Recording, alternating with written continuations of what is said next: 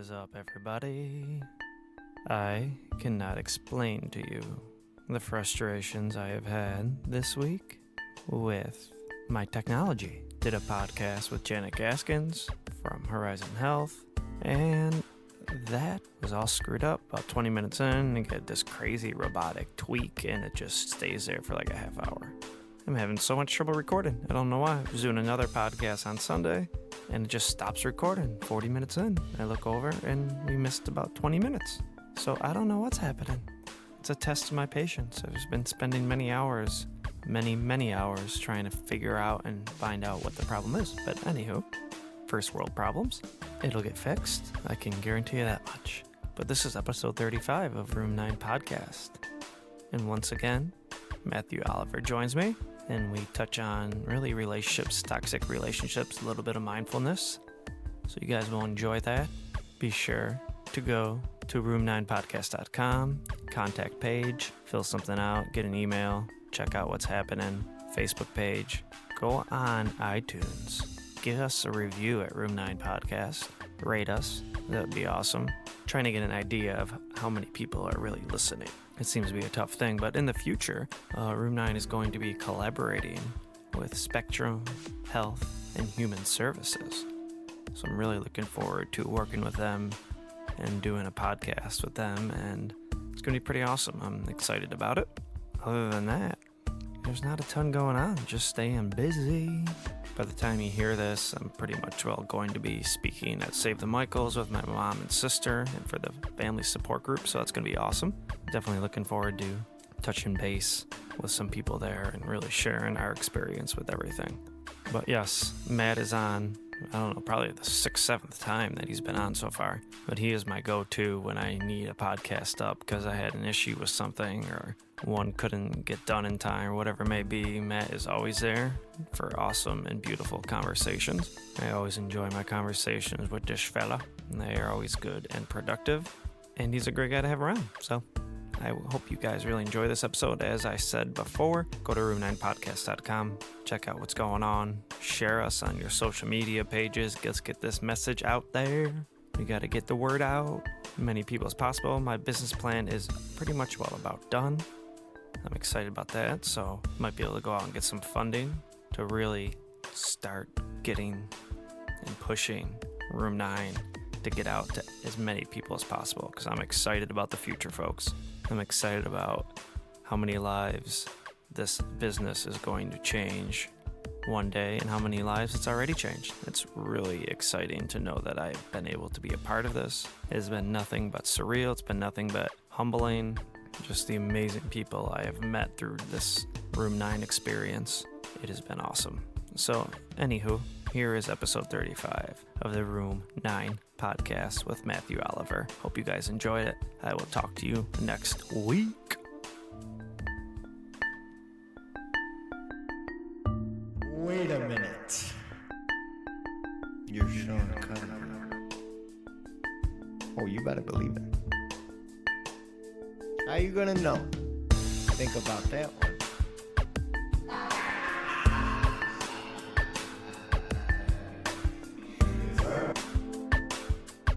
You're Sean Connery. That's the whole thing. That's what separates us. Yeah, things have changed. It's ridiculous.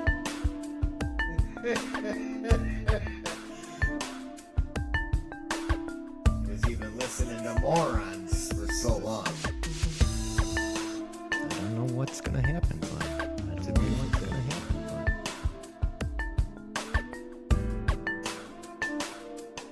Wait a minute. You're Sean Connery. Wait a minute. You're Sean Connery. I'm officially out of the Oxford House. That is great news. I'm so proud of you. Wait a second. You're proud of me, eh? Mm-hmm. You're moving on up. Anywhere I go, I just can't wait to have a place where, all right, this is my fucking studio. Nobody else is in this area. Right. I don't got to worry about noises. I don't got to worry about neighbors. I don't got to worry about roommates. You know, it's just like an ideal I'm very studio much looking forward. situation. Yes, I can't wait. Yeah. Come on, Access VR. I need money. Yeah, right. Dude, they hooked me up with school. And, which I should probably text my recovery coach because she said they probably will pay for, they'll pay for tools. I was like, what? That's right. I remember you telling me that. What's the max amount of money you can get from them? Do you know? I have no idea. I know I'm not anywhere near it because BOCES was like $3,000. And I know it's like way more than that because usually they're paying for college. I know. I'm hoping I can get a good chunk of change from them. You could probably get a good $2, maybe $3 million. Shut up. To start your business. $3 million. I was thinking like 10 grand. Yeah, you could realistically, you probably easily get that. I didn't know that they even did that though. Like I thought it was all specifically school, but I guess No. it is for like rehabilitating adults to get back into the workforce, right? Yep. So that's what you're doing. Exactly. And I'm kicking ass at it. Indeed, I would have to agree. And I think I got one more meeting with my business advisor to finish the business plan. Okay, so is that what Access is waiting on? Yes. Okay. So yeah, tomorrow I got a list of to-dos tomorrow morning where I got to send emails to that Nicole Tatum and She's great. let her know that I'm probably going to be wrapping up soon and be ready to get in front of the old board. Good. And yeah. I feel like as long as you present something that is like coherent and concise and cohesive. I'm trying to think of other C words to throw at you. Anyway, they're not just going to be like, no, sorry, no money for you. They'll probably give you something. Mm-hmm. Yeah. So, have you gone out to Niagara Falls and done any like music recording recently or no? No, it's been a little bit. My buddy's done with work for the summer. He's a teacher. Yeah.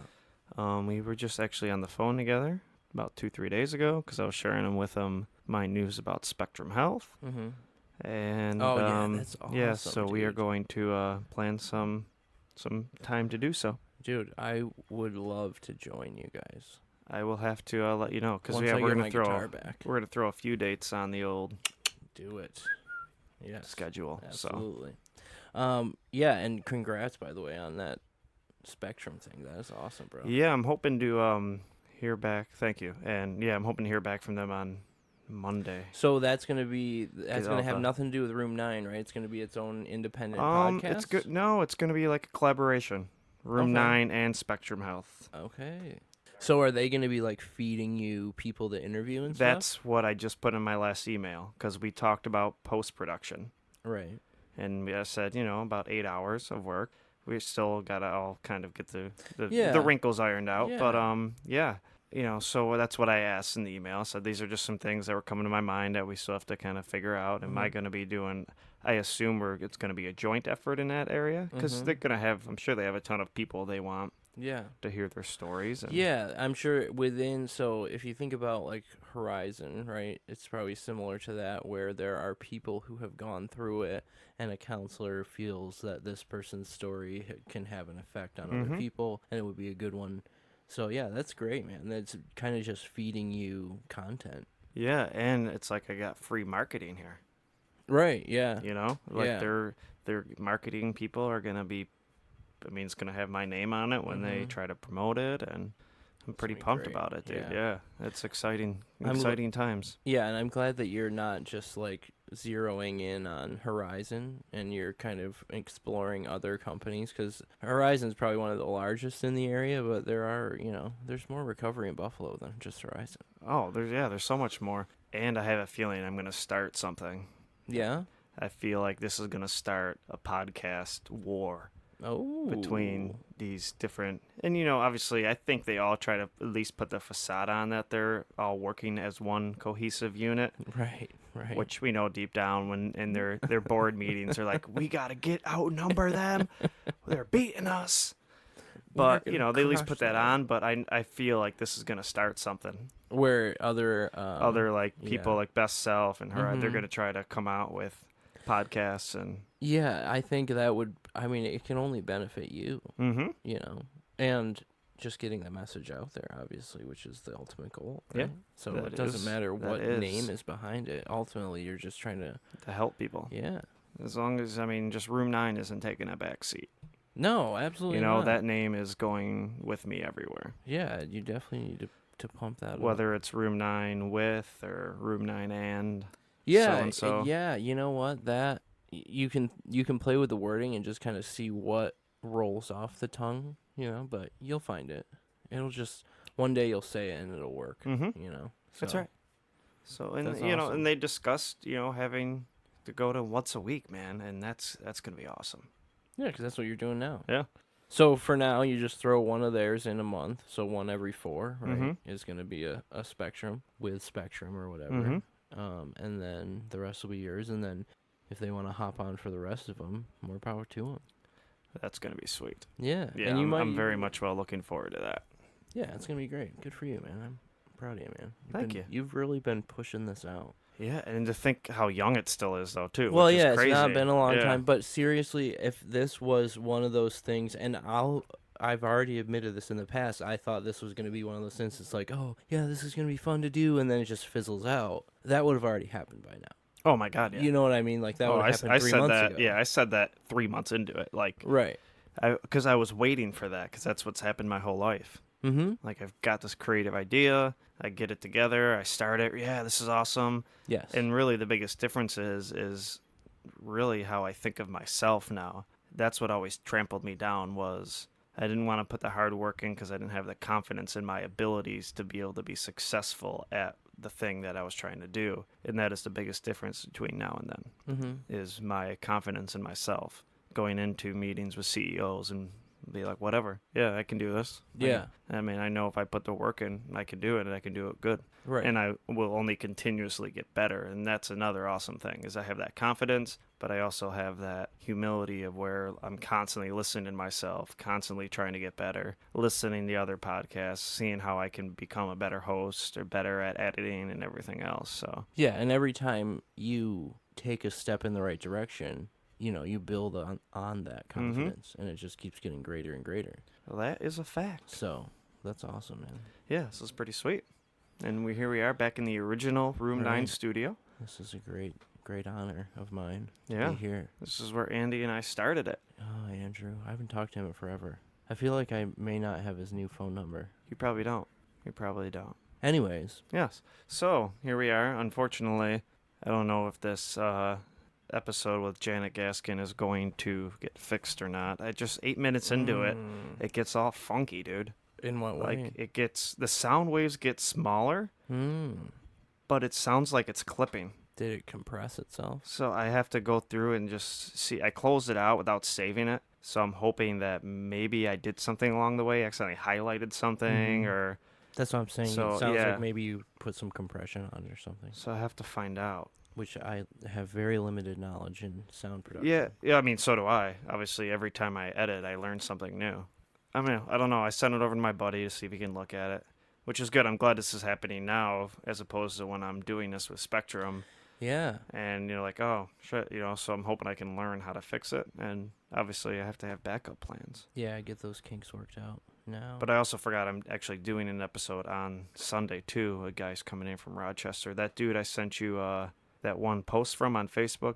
Right, so relationships. But yeah, so that's what I wanted to talk about, is kind of get into relationships in this episode with you, because I've just seen so many toxic relationships, people in toxic relationships, unhealthy relationships. It's almost like they enjoy it. It's almost like the need for, or I should say the fear of being alone out trumps any kind of like positive relationship. It doesn't matter if this is a good relationship or healthy. Right.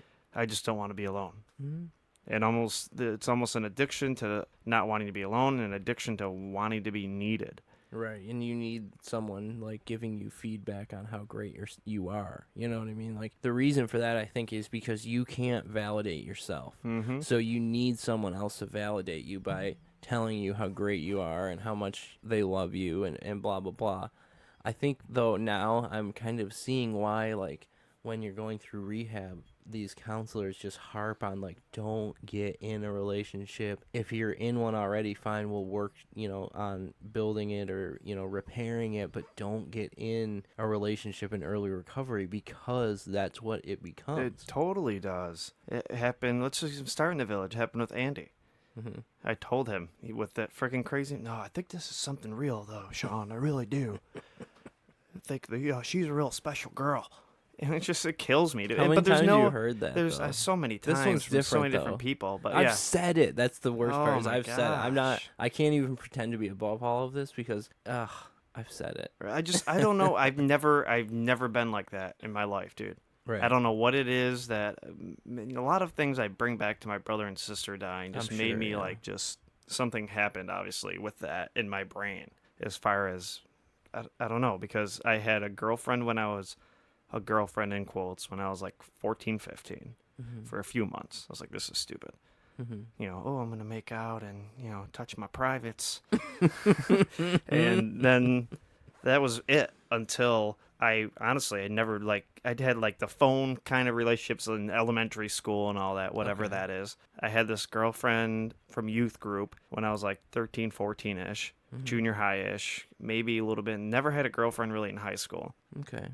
So we get into that, and then I moved down to Florida, and then I met Michelle, which our connection was just we partied together, really, and I knocked her up, and that's the only reason I stayed with her for a little bit. But then that was it. I ended that, and then I got it. Like, I had it figured out now. Now I know what I want. Now I know what I need, and if I don't get it, I'm fine with that. Okay. And I tell people constantly, you wanna find somebody awesome and perfect for you, just learn how to be okay to be alone. And if you learn that, you're eventually going to form a friendship. You're not going to rush anything. You're not going to rush sex with somebody. And you're going to form a friendship with somebody that will eventually become something so much bigger and better. Yeah, and I think that kind of advice gets disregarded because it's so cliched that you hear that and you almost immediately disregard it because it's like, oh yeah, you and every other person has told me like how you gonna love someone else if you don't love yourself first, kind of thing. But it's so true, and there's a reason that things become cliches is most because of the time it's they're like stereotypes. Yeah. Right. They're there for a reason. Yes, exactly. Most of the time that's a fact. Right. So beyond that, let's look at another case here. And this is kind of a recent addition to the Trowbridge, is the new kid that is like, if he's not on the phone arguing with this girl that may or may not be his girlfriend, it's weird. Like, you know who I'm talking about? Yes. And I asked him, I was like, do you like that sort of mental abuse? And he like laughed it off. And I was like, no, I'm serious. I really am like wondering what it is that causes you to feel the need to continue in this.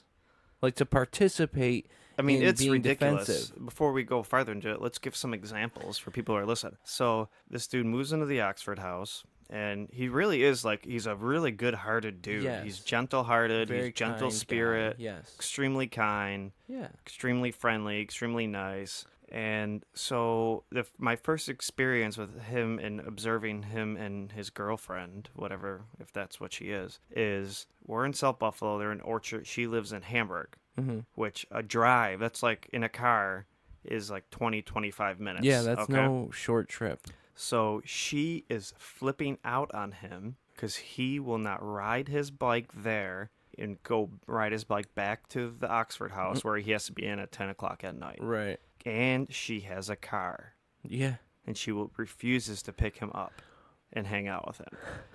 And she is like legitimately pissed off, yelling at him. Yeah, berating him, calling him names. You're a piece of shit. I'm going to break up. I think she literally broke up with him. Well, that's what he said. That was my first experience. Is I heard him. I was in bed and I heard him like, "Oh, this girl broke up with me because of that." And but then the next day, me and him actually ended up hanging out because I was randomly off work on a Friday, which never happens, but whatever. That's right. You guys went to blow off a firework or something. Yeah, and she got mad about that because she was like, "Oh, I have a little bit of time between clients or something. Do you want to talk on the phone?" He's like, "Not really. Like, I'm with someone. I'm doing something." And she got angry about that. And then she got angry about him taking a walk to the convenience store with Sean. And like, this is such juvenile malarkey that at first I didn't take it seriously, but watching him participate in it and then feed into it. Yeah, like, oh, I hate this woman. Oh my God, right. She pisses me off. Like, and I mean, I've had conversation with him. Dude, what is it? What part of you likes this or enjoys being in this relationship? Like, what is it? And the only thing he told me, because I asked him the same thing, is he's like, I hope that one day it can get back to where it was. And he had mentioned that he had relapsed and then the relationship was destroyed. And I was actually talking to my girlfriend about this, and we had said, like, it's next to impossible to rebuild that type of trust after a relapse. Now, let's say your situation is different because I think you've been together for a very long time, right? And you've developed your relationship prior to you ever being like found out for using or whatever. Mm-hmm. You had developed a very deep relationship, something that you don't throw away or that you can't really just walk away from. Mm-hmm. What we were kind of referring to is like a relationship like the one I'm in, where we've been together, I think 4 months now. If I were to relapse today, right, it would be impossible on both our parts, like not just her or me, but it would be impossible for me to have the patience to build the trust up with her again. It's just because she would be so paranoid all the time that I'm going to relapse, and is something that we're doing going to cause me to relapse again, or did she have some sort of contribution to it? All of these things are going to play into it, and I won't have the patience to rebuild that trust because I'll get so frustrated with the fact that I'm back to good and I have the best intentions, so I want to do better again. Why can't you just allow me to do better? And that we kind of agreed, like we wouldn't be able to recover from a relapse if I did that. Yeah, I'm just trying to. I mean, it just takes a lot of hard work on both ends. Yeah. That person has to be willing enough to be patient. Mm-hmm. And it takes a total 180. Like, it takes 100% communication. Yes. In my relationship, there's plenty of times to date where Christine has been, where there's signs that I know she's feeling like, oh, okay, this is a little weird, this is awkward, and I've had to learn to I can't feel guilty. Obviously, I can totally feel like, yes, this is my mistake, this is my fault, why it's here. Right. But I cannot let the guilt run me and run how I'm going to live. For instance, I do this designated drivers of Buffalo job. Yeah. I didn't realize one night I was on the schedule, so she asked me if I worked. I said no. 10 o'clock when I'm supposed to check in, I get a text, hey, are you ready to go? I'm like, oh, shit, I gotta work. I didn't know. I didn't know I was on the schedule, okay? She's like, okay. And then I get a call at 1:30 in the morning to go pick up somebody. She texts me, are you really gone right now? And I'm like, yeah, I got a call. She's like, well, this is really shady. Mm-hmm. Okay, which understandably so. I've told her every day when I've had to work and I didn't know. What I had to do is I said, well, I'm not going to feel guilty about this. Here's the number for the dispatcher. Here is pictures of my text. Here is, right. I had the dispatcher send me pictures of the map, the times, where I was, my locations, and it takes stuff like that, as opposed to now this could be, in another case, it could go, this is really shady right now. What the fuck? I'm not even doing anything. Get offended. I don't understand what your problem is. I'm trying to do everything right. Right. Like, what the hell? You don't ever let me, because it takes both people being understanding and wanting to work on it. That self-righteous indignance could kick in and totally totally destroy that situation and then hurt the relationship, where what you did is you're willing now to, okay, I get, like, put myself in your shoes, right? You did that. It looks weird. It would look weird. And me doing it with my history, it looks even weirder. Because really how many bizarre. Times were you like, oh, I got to go to work at 1 a.m. So many stupid things I would say. Oh, I got to go and do this. I got to go and do that. I would disappear all the time. I was huge on using the, my friend broke down on the side of the road. I got to go help him. Yeah. I probably used that like 4 different times. Like, nobody breaks down. Friend needs a new goddamn car, Matt. And there's always the same drug so many dealer stories. Another big one is I would say I'm going, and you know how drug dealers take forever all the time. So you're thinking in your head, all right, I'll be right back. I'm going to go run in the corner store real quick, or I'm going to go run to the grocery store, and you're waiting and waiting. Mm-hmm. Oh, sorry, I forgot. I got to go pick this up too. Where are you? Where are you at? Oh, sorry, I forgot. I got to swing over here. So I kept having, the change of plans in the middle of a plan. Mm-hmm. And there's been a few times, I think, the one time, no, it wasn't you. I took somebody else to go cash their check, and they wouldn't do it at Tops. And so I was like, sorry, it's taking a little longer. I think it was that dude, Nick. I got to take Nick somewhere else to go cash his check. Right. And I could hear in her voice when I got home that it brought up those old memories for her. It brought up those feelings. And I said to her, I'm sorry that, this happened. I know that bothers you because I said it a lot all the time. It's just about communicating. Yes. It's about talking. Hey, this is bothering me. This is bringing up old feelings. I'm sorry. What can we do to, make this not happen anymore? Because it takes a lot of work and a long time to get that trust back. Yeah, and I think you, like, coming to her, because, so you get home, right, and she's feeling that way, but at the same time probably doesn't want to bring it up to you because she doesn't want to put you in a defensive position, right? So for you to come out and address it with her first and say, hey, it sounds like you probably feel this way. Am I right or wrong? Really opening up that door for an open, honest dialogue is huge. Like, you have to have that. And then you being willing to prove it, because you should be able, to an extent, you should be able to prove, if you're telling the truth, like, it's usually pretty easy to prove it. If you're making stuff up, it's going to be difficult. Yes. So, I don't know. I think for me, being in the position that I'm in, this is a new relationship. So I don't have any history. The only to go off of. Right. Yeah. The only person that she knows is me in recovery. And, that Matt is great.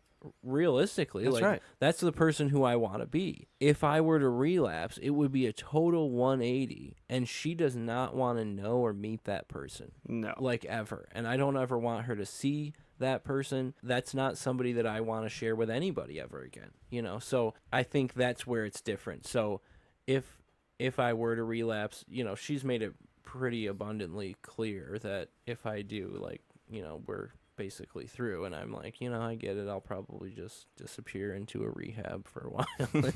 You won't ever see me again. Which obviously that's not what I want to happen, right? No. Nobody plans for that. Nobody says, okay, next July I'm probably gonna relapse again or whatever. But I'll just be at realistically, Terrace House. yeah, like come find me at Terrace House on Wednesdays for visitation. But yeah, realistically, that could happen. Like, you never want to think it's gonna happen to you, and I don't know. That's just the human spirit. That's the way we are. We want to plan for best case scenario, and we want to think that we're walking towards a good and a bright future. So I don't know, but yeah, there's definitely It's huge. It takes a lot of work. It kind of brings me back to my initial point of, not initial point in this podcast, I know I said that. Kind of brings me back to my initial point of view on how relationships should be, and what it should be is, I love that. I hate that in the codependent groups, that, the being thing, and they try to, fit it together, whatever. Right, yeah. But it should be two completely separate individuals Right. who want to work on themselves and become, work on their flaws, work on the things that they suck at, and they come together and they can be vulnerable and open enough with each other to help each other work on those things that they each need to work on. Right. And if you have two people who are willing to do that, you cannot have a better relationship. Oh, absolutely. And that's what it comes down to. And so much of what I've noticed now, because I'm observing just people in recovery and just people in general, nobody wants to do anything as far as self-improvement. Yeah. Nobody. It's hard. It's unbelievable. It's super hard. And I'm realizing more and more that I'm coming around people and just really observing people that nobody wants to do it. You'll find a lot of people that want to talk about doing it. Oh my gosh. Like, go to any AA meeting or any outpatient group, and everybody there wants to talk about doing it. But the moment they leave, are they really actually working on themselves? Mm-hmm. Probably not. Well, episode 34, when I sat down with Keith Greer, and he said it right in the beginning when we talked about it. He said people can be so insightful about the things they need to work on and change in their lives and not do a thing. Right. It is so crazy. There's so many people who know all the things that they are flawed at and do nothing to change it. Yeah, being self-aware is not enough, because I can say, before this last time that I relapsed, one of my oldest friends, made a comment about how self-aware I am and how great of a thing that is. But guess what? I still walked into a relapse. That conversation happened probably 3 months before a relapse. So yeah, great. I was self-aware enough to realize that, hey, I'm probably on the verge of an issue here. And I was making some, I'd say, half-assed efforts at that time. But within the span of a few weeks, they were gone, and I had relapsed. And it's just, I don't know, man. Going through Horizon and learning about mindfulness, for me, something clicked. Something that has never clicked in the past for me. was Horizons kind of your first go at mindfulness? That was As an vague of a introduction. word that is? Yes, Really? Okay. absolutely. So I had no knowledge, no previous knowledge of like dialectical behavioral therapy or anything like that. Mm-hmm. And when I heard about it and started practicing it, it really worked for me. And it's something that I was even skeptical in the village. Am I going to be able to carry this into real life? And I use it daily. That's beautiful. And I, like yesterday, I was telling you about being out on the lake for 4th of July and just being completely present in that moment with somebody else that I really love being with. It was just surreal and just a perfect place to be. And it wasn't something that I was like, oh, I don't ever want this to end. I just want to stay out here on this lake for eternity. You know what I mean? It was more just like, I'm going to really let this be what it is. And it was amazing. Well, yeah, because if you're being mindful and in the moment, you're not thinking about it ending. Right. And you're not thinking about it lasting for a certain period of time. You're just there. Exactly. And it was so great to be able to just use those like really simple techniques. Like there's nothing like mystical or magical about mindfulness. No, not it's at just all. simple physical techniques that I think you can apply, and then somewhere it transitions into the spiritual realm. And I don't really understand it. I don't think I have to understand it. I just know that it works for me and I can put it into practice. It is a beautiful thing. I'm trying to remember how I started falling in love with Eastern philosophy. Somebody showed me like a 10-minute Alan Watts clip. Jesus, an Alan Watts clip. There we go. About, I don't know, what, 8-9 years ago, maybe. And I loved him. I just loved it. And I just started listening to Alan Watts stuff over and over. Just, he has so much stuff out there, and it's so awesome because in a true sense, to be completely like in an Eastern state of thinking, or even like a true, if for lack of a better term, like an enlightened person. I mean, they all isolate themselves on top of mountains, and they let go of everything, and they're all suffering. Everything is what it is, and you can disconnect from everything and live that way. You can't do that living in Buffalo, New York, in the United States of America, in a city with 500,000 or 900, how many fucking people live in here? Whoever and lives here. You just can't do it. So what I love is the people who bring Western thinking and Eastern thinking together, which when you kind of get into it and you really dig deep down for the essence of what it all really means, they're very, very similar. And a lot of people don't think that, but they are. There's a lot of similarities.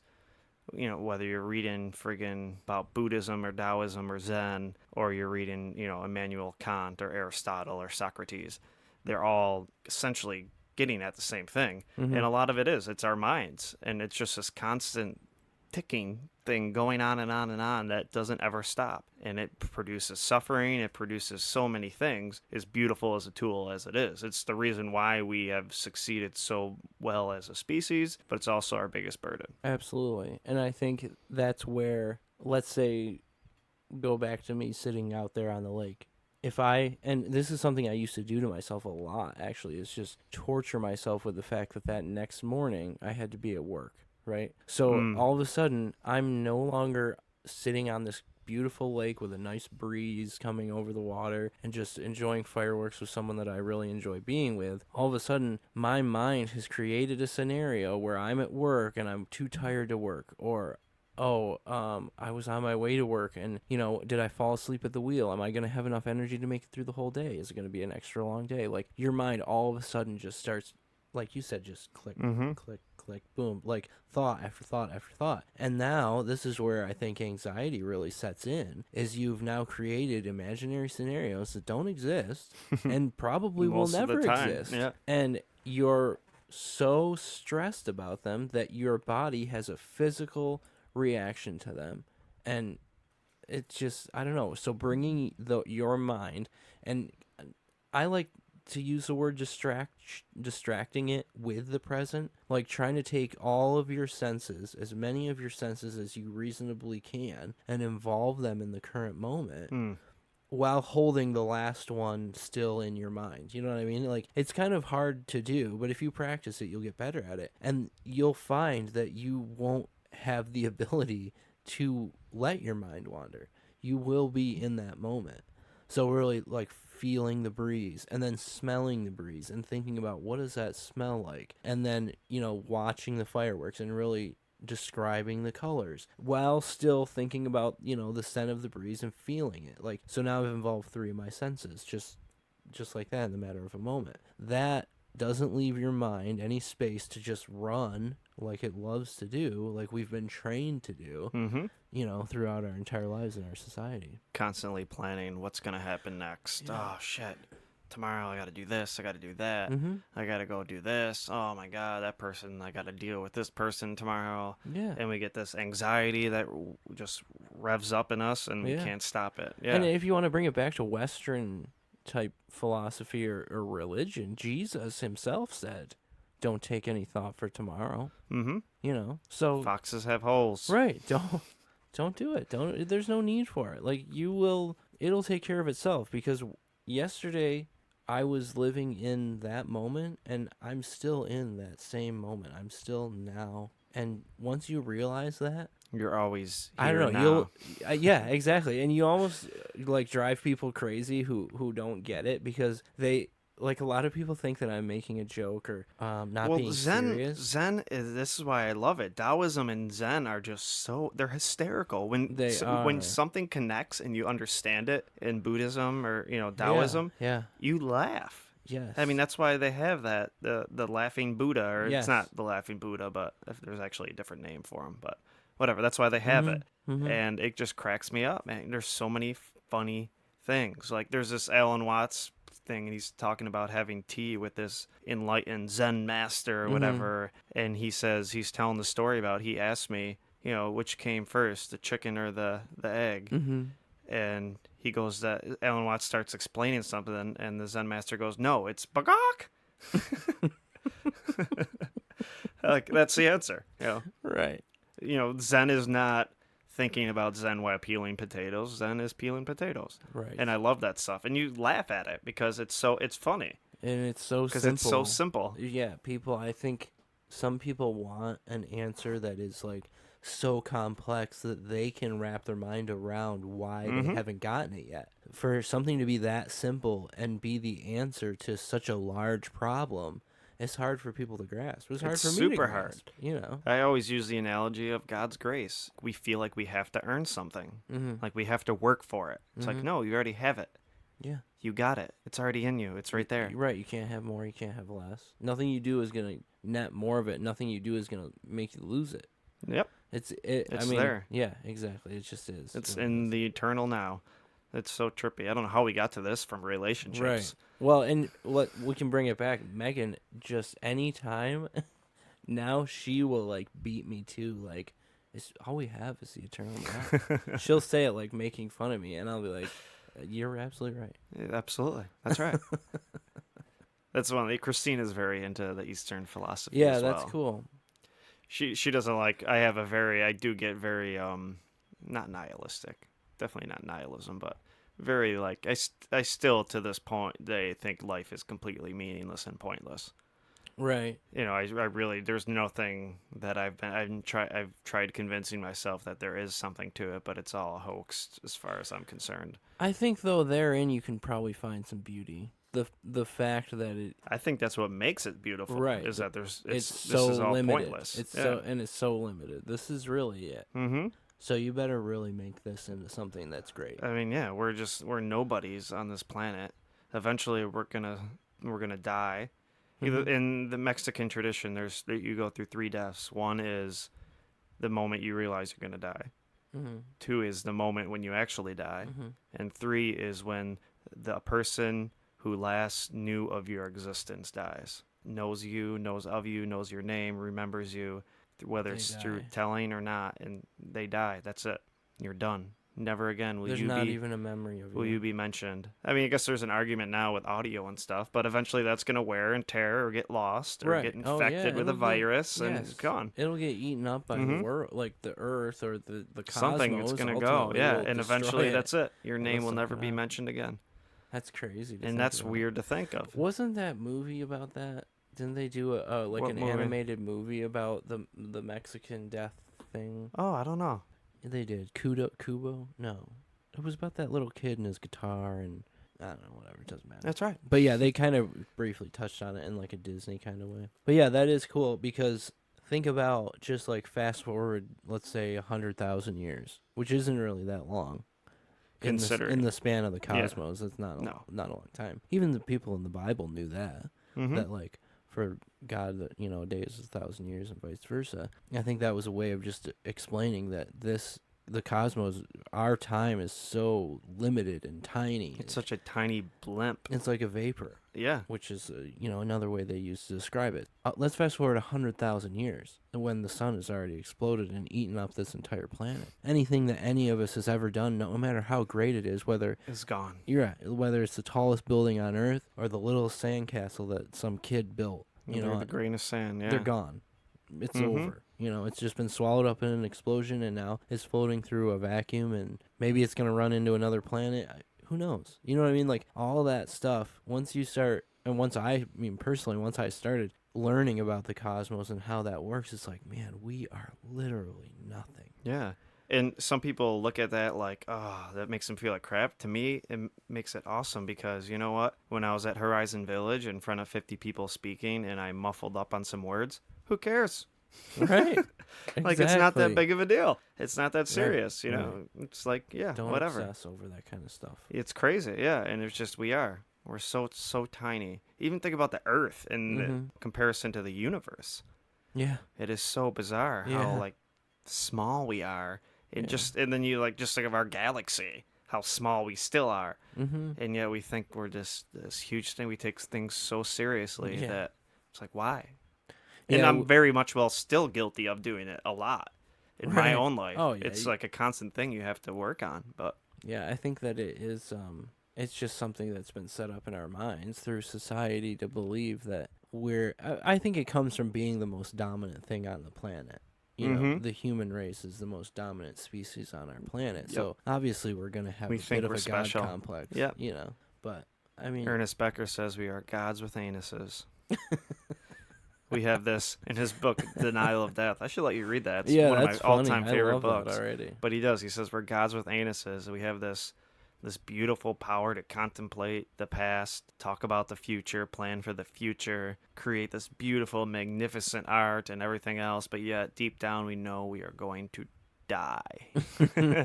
We are rotting. Right. And we are eventually going to be dead and never exist again. And that scares us. So we invent religion and theology, and we find it in love or in art or in poetry or in music or whatever it is. We have to find something that's just like, all right, I feel like I'm going to be here forever. Right.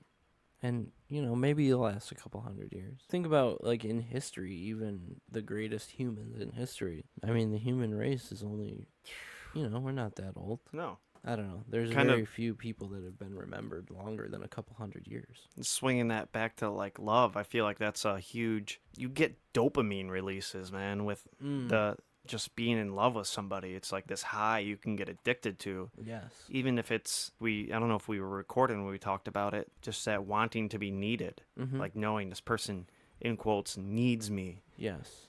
And I'm doing for them what they're doing for me, and I love that feeling. You know what I mean? So that in itself, I think, boosts that even more. You want to know what's funny, though? And I talked with my younger brother, Dave, about this once. Why is it... So think about this. The first, let's say, 4, 5, 6, maybe tops months of a relationship, you get, like, huge amounts of dopamine released with someone, and you feel so great about them and everything they do that eventually is going to annoy the crap out of you think is cute and special and funny. But people still typically will like jump maybe 2-3 relationships like that and then fall into a long-term relationship because knowing, like, personally, me knowing that is a limited experience with a single human being, I'm not going to feel that way with that person forever, right? And knowing that if I get rid of the person that I'm with, I can feel that with a new person, for some reason I still settle down. And almost everybody does. There are very few people that are like serial short-term relationship people. I think it gets older. I don't know what it is. I don't know. I feel, and this is just my experience,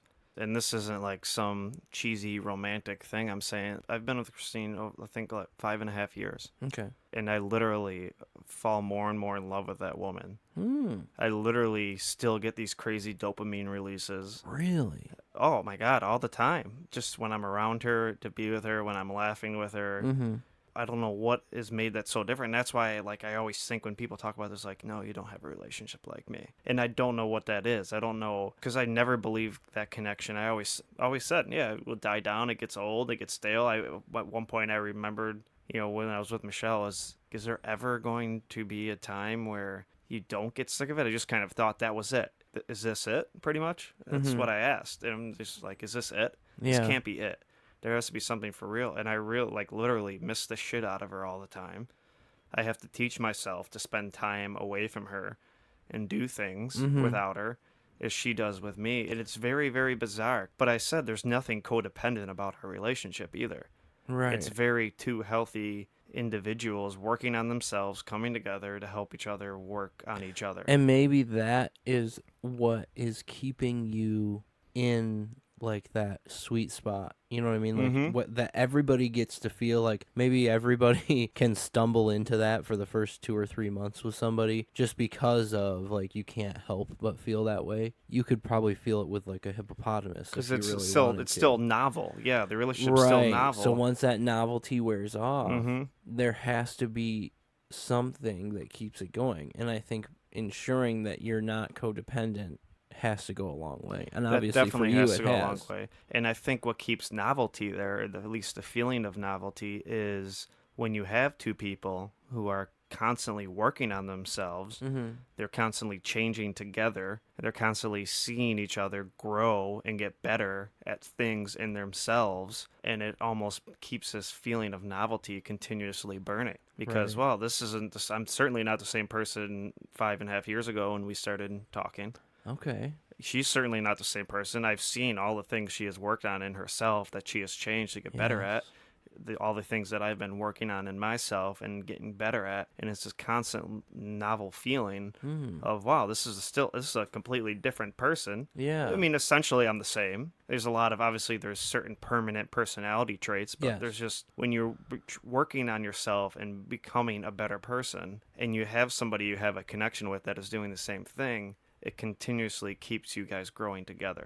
So maybe then we're onto something here with here's what happens in a codependent relationship. Those things that don't get worked on, right? So maybe there's something about my significant other that annoys me that is a character flaw that she cannot see because she's not examining herself, not working on herself, not getting better. Those little things are what I end up attaching to, and vice versa. You know, I'm not trying to paint a picture that I'm perfect in this relationship. And, you know, what I'm saying is if I'm not working on myself and weeding out those things that will annoy her, and she's not working on herself and weeding out those things that are going to annoy me, or anyone else around her for that matter, it just happens to be that we're going to be the people that are spending the most time with each other. So you see everything. You're going to see it more.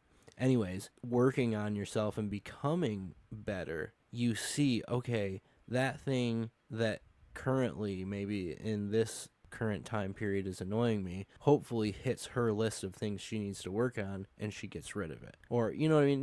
Not that you want to constantly change the person, but you do want to see them grow into a better person. Yeah, if you're openly communicating with each other about things, I mean, it's naturally going to weed itself out. Yeah, and if you can be open and be receptive to constructive criticism, I think is another big thing in a relationship. Because as soon as somebody takes a stance of, you're wrong, a defensive stance of, you're wrong, and that is not an issue of mine, that's something that I like about myself, whether it's a character flaw or not, I think what you stumble upon is arguments and something that's going to become a bone of contention and brought up over and over and over again until eventually it becomes a straw that breaks the camel's back and the relationship dies. So, yeah. That's right. I think we've made a pretty solid point here. it just people kind of just where we started at the beginning. People don't want to work on themselves, man. Right. And you either settle or you're with somebody, and all those things that you're not working on eventually just send the other person over the edge, or Yes. vice versa. Right. And it's constantly when we, as a human being, when we stop. And yes, you're going to get distracted and you're going to project onto somebody, and it's going to happen. It happens all the time. Maybe you're too tired, you're not quite aware enough at that moment. But when you're never doing it, it's just constantly going to be everybody else's fault all the time. It's not me, it's everybody else. And you're going to constantly find yourself feeling alone. I mean, it's Agreed. a simple thing, and we have to continuously try to develop courage and self-care and self-love and acceptance that, yeah, you know what, I have a lot of things that I'm always going to have to work on, but yet I'm still going to keep working on things. And you have to be able to cut yourself some slack, because that was one of my biggest reasons for using, was I had this list of things that I was terrible at and just kept getting bigger and bigger and bigger. And I was like, wow, I'm a piece of shit. Right. I am right. a really fucked up human being, and I have so many things to work on, and this list keeps getting bigger, and I don't know what I'm going to do. And I was just like, I hated myself. There were so many things about myself that I was like, I can't keep up.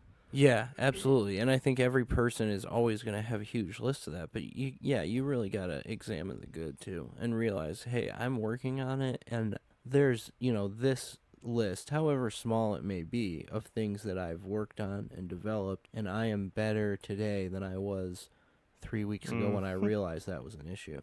Absolutely. That's huge. Yeah. One other thing I wanted to touch on with you real quick is, because it kind of came up when we were talking about relapses and stuff, is the guilt that people feel when they screw up. And for instance, like the one friend we know who had a couple drinks, and now he got kicked out of his Oxford house, and now he's just a mess. He's just a total mess.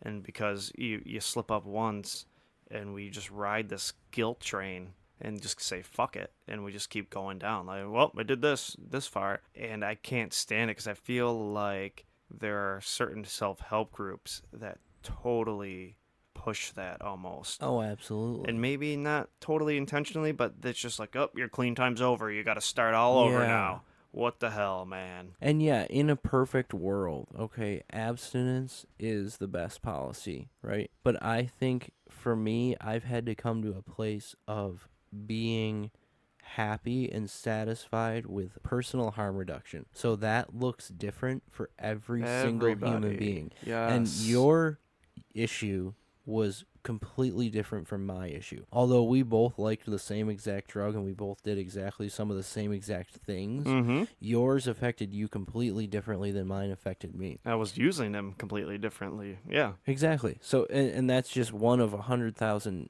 ways that it was different. So our recovery needs to be just as customized. And I think as long as harm reduction is at the forefront, and today I'm living a productive life as a member of society who I love my job, I have a person in my life who I love being with and being around. If I look at my life when I was in active addiction compared to today, it's night and day. I'm not that same person. And for me, that's success. Whether I have 6 years sober or 3 days sober, counting like consecutively the way that they do, it doesn't matter. What matters is, how am I living my life today, and what am I doing with myself? I think such a big thing is, too, people, they just focus on, all right, I'm not going to use anymore. What can I do to not use, as opposed to what was I doing, or what is it about me that was making me enjoy using? Because I think about myself now, like, you see people who are like, oh, I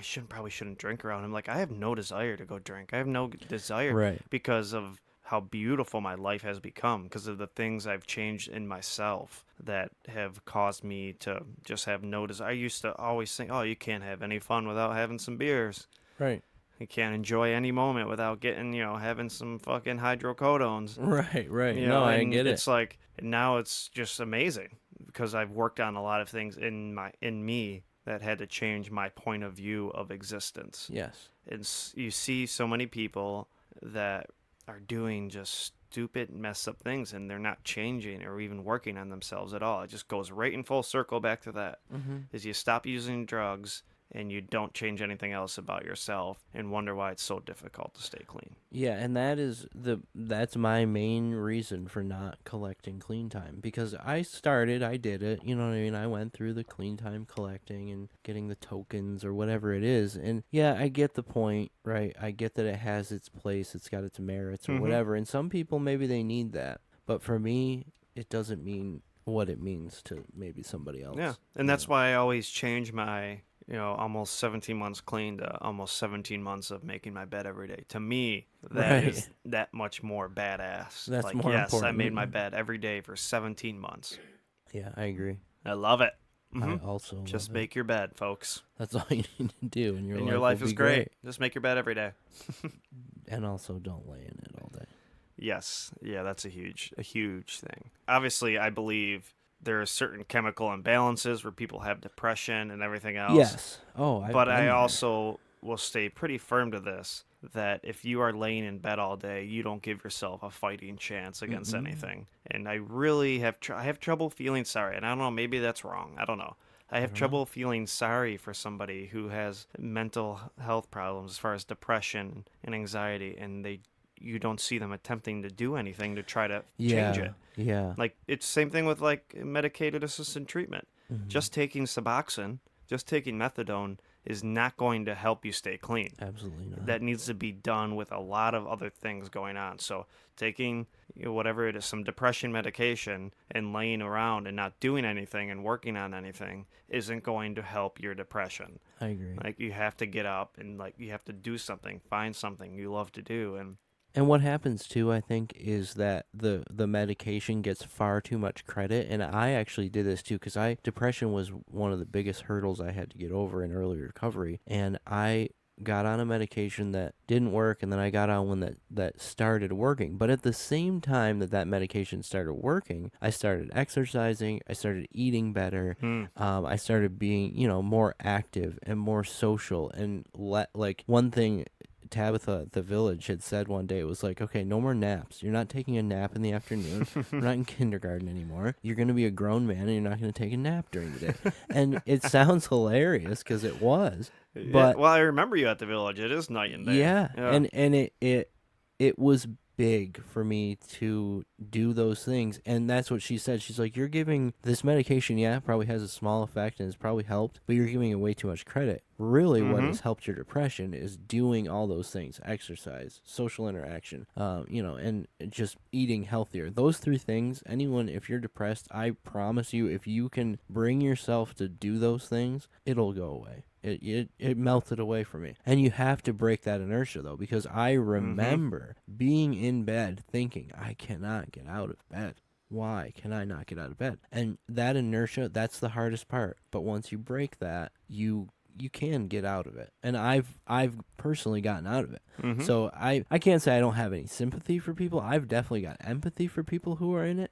No, but I do like too. It's tough. It's tough to really, like, there's a certain person at the Oxford house I was living, that you are currently living in. Sure. That he tries to pull the mental health card all the time.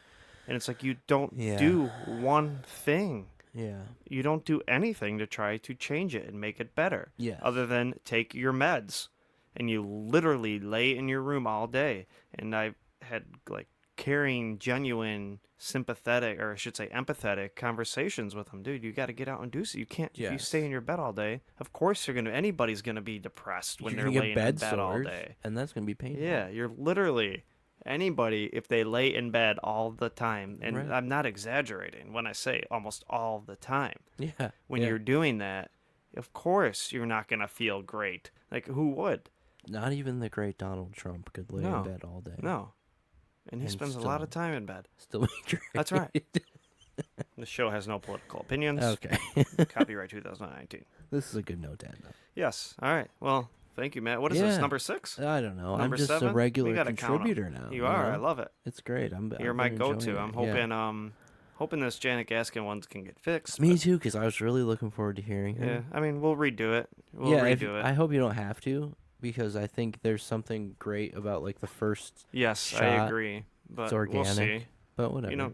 It might. Second one could turn out better, though, because she was a little It's funny how nervous she was about doing it. Hey, some people take it It differently. was Remember, pretty Abby was funny. pretty nervous. Yeah. But then she kind of relaxed. Into But it. that's what I told Janet when we were done. I was like, you got in the zone. I knew when that switch flipped. Yes. Like once you really yeah. start hosting all the time. You start reading when somebody's like they're in it now. All right, I boom. know. They're And good you to go. almost could actually, and I don't know if it would even be worth it to do this, but you could almost cut out like the first 5 or 6 minutes when they're not in the zone. You know what I mean? Yeah, no, you could. Although you do get some great candid stuff at the beginning of I do. I episodes. love hitting record Yeah, and and not just telling people. right, Yeah. because that natural talk is great. Even Keith was like, that episode I just released last Monday. We were talking about. I think we were talking. Kind of got on about relationships and love. Yeah, And he was like, "All right, you ready to get going?" I was like, "Oh, we've been going." yeah. He was like, We're "Oh, in it." really? Okay." That was awesome. So, all right, Matthew, thank you for joining me in this Yeah. nice humid room, It's the been original great. Room 9 studio. It's a sauna. Peace out. All right, everybody. Thank you for listening. As I said in the beginning, it's always awesome sitting down with Matthew and having awesome conversations with him. So it's great to have him in my back pocket, for lack of a better term, in case when emergencies pop up. So, anywho, hope you guys enjoyed that episode. It is pretty awesome to think about in relationships. It was probably my favorite point that we came across, when you have two people who are really willing to work on themselves and then come together and help each other work on each other. It's a beautiful thing, whether it's an intimate relationship or just a friendship. It's awesome. So don't forget to get on room9podcast.com, fill out a contact form, hit us up at Facebook, at Twitter, social media, share the page, share the podcast, get on iTunes, rate us, give us a review, or any other podcast listening platform. And that's about all I got for you guys today. It's always awesome that you guys take the time and listen and share and spread the word and everything else. Don't forget, if you need a recovery coach, to email me at room9podcast@gmail.com with the subject line recovery coach, and we'll get you connected and hooked up. Other than that, you guys have a great week, and I will be talking to you next week, and hopefully all the kinks are worked out of the technological disturbances that I am having this past few days. So, all right, guys, much love. Peace out.